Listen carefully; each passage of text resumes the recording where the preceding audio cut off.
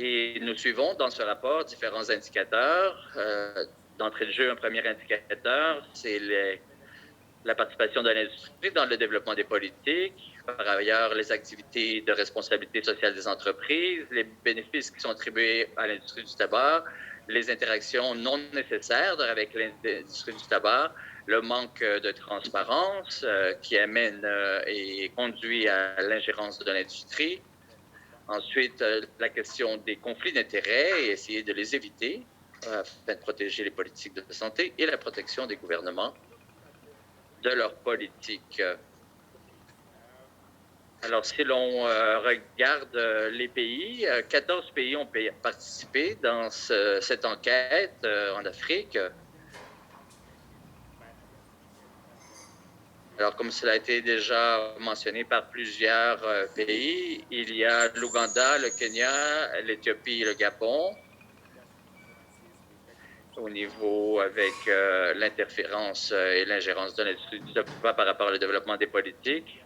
Nous avons d'autres pays comme la Zambie, le Mozambique et l'Afrique du Sud, ainsi que le Ghana, qui ont aussi vécu des niveaux plus importants d'interférence et d'ingérence de l'industrie du tabac sur leur politique et l'élaboration des politiques. Alors, c'est un appel à transformer cette situation. Alors, au niveau des conclusions principales du rapport, il y avait différentes variations entre les pays par rapport au niveau d'interférence et d'ingérence de l'industrie et au niveau de leur performance pour contrôler cette interférence et ingérence. Donc, l'interférence de l'industrie sur le développement des politiques. Et il y a donc des variations entre les pays en matière de mesures de contrôle de cette interférence et cette ingérence.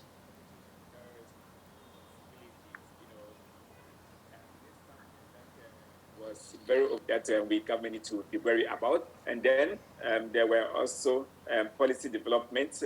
Et il y avait aussi des enjeux entourant l'interaction non nécessaire qui a lieu surtout par l'entremise des activités de responsabilité sociale des entreprises, la RSE, le développement des politiques ont été influencées dans plusieurs pays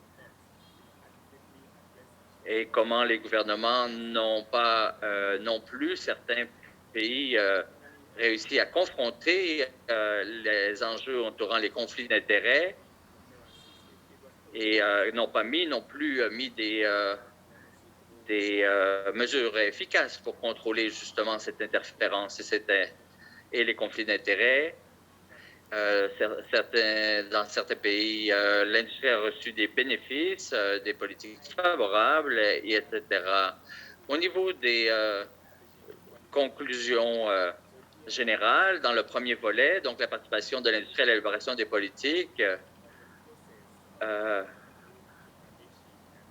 on a vu que l'industrie est très présente lorsqu'il s'agit d'élaborer des politiques de contrôle du tabac. C'était le cas en Éthiopie ainsi qu'au Nigeria, où le ministère fédéral de l'Industrie, du Commerce et de l'Investissement a reçu une proposition de l'industrie sur la nécessité d'une politique sur le tabac conventionnel et les alternatives à la cigarette sans combustion. Et au Burkina Faso aussi, comment il y a eu une contre-proposition formulée par l'industrie sur le processus justement d'élaboration des politiques de contrôle du tabac. Sur le volet des activités de responsabilité sociale des entreprises, je passerai la parole à ma collègue Hélène. Merci beaucoup, Lebram. Bonjour à toutes et tous. Mon nom est Hélène Neymar. Je suis une experte du contrôle du tabac. C'est vraiment, j'aimerais transmettre mes félicitations à la campagne pour le contrôle du tabac. la lutte anti-tabac ici en Afrique. Je crois que mon intervention débute au niveau de la diapositive numéro 7. Caleb, si tu veux passer à la diapositive numéro 7. Merci beaucoup. Alors, voici quelques conclusions donc des rapports en fonction des indicateurs identifiés. Et les conclusions principales, comme les pays comme la Côte d'Ivoire, le Nigeria et le Sénégal, l'industrie a dilaté et retardé, a retardé, donc l'industrie a tiré parti de délai dans les politiques d'augmentation des taxes ou des impôts et a aussi reçu des incitatifs et des pauses de paiement d'impôts au Ghana et au Rwanda, 3,08 millions de dollars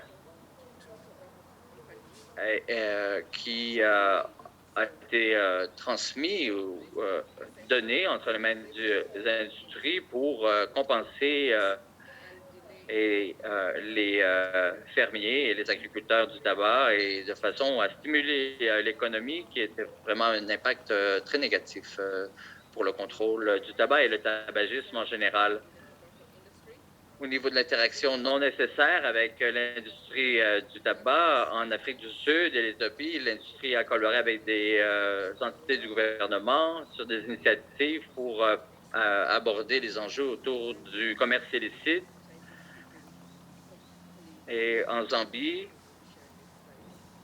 nous allons partager ces diapositives. Je fais une synthèse ici. Et en Zambie, le ministre du Commerce et de l'Industrie ont fait un tour des fabriques de tabac de Bath, qui a stimulé d'ailleurs le commerce et les affaires de Bath, qui étaient vraiment négatifs aussi.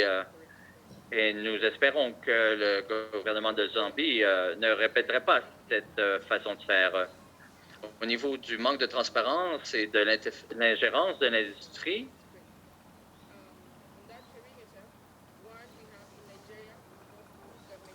en Nigeria. Information, citing the Official Secrets Act, which prohibits most branches of government from disclosing unauthorized information as the reason for disclosure.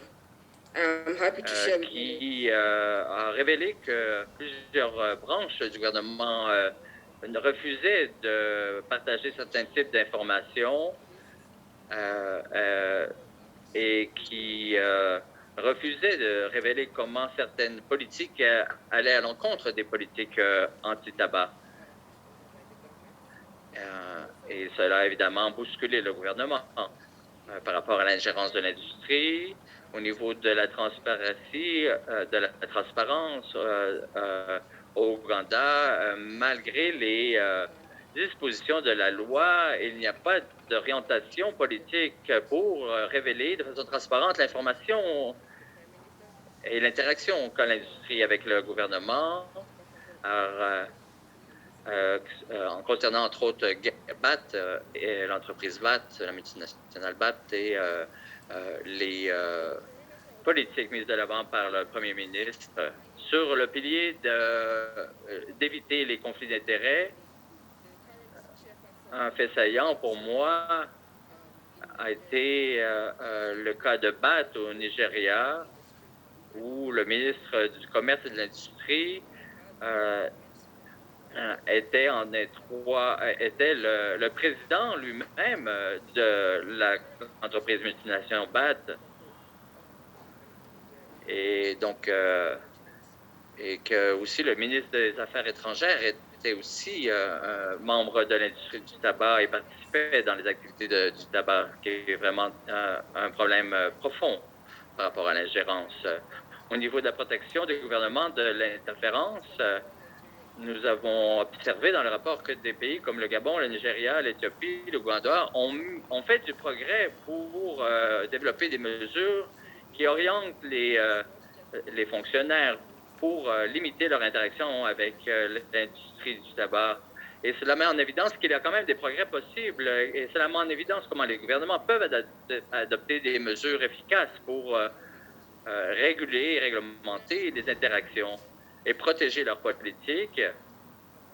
Et les gouvernements doivent adopter des mesures pour orienter cette façon de faire et cette façon d'interagir. Par exemple, dans le cas du Burkina Faso, de la Côte d'Ivoire, du Kenya, il y a eu quelques mesures de protection par rapport à l'interférence de l'industrie, mais ces pays continuent à être de façon importante soumises à l'interférence et l'ingérence de l'industrie.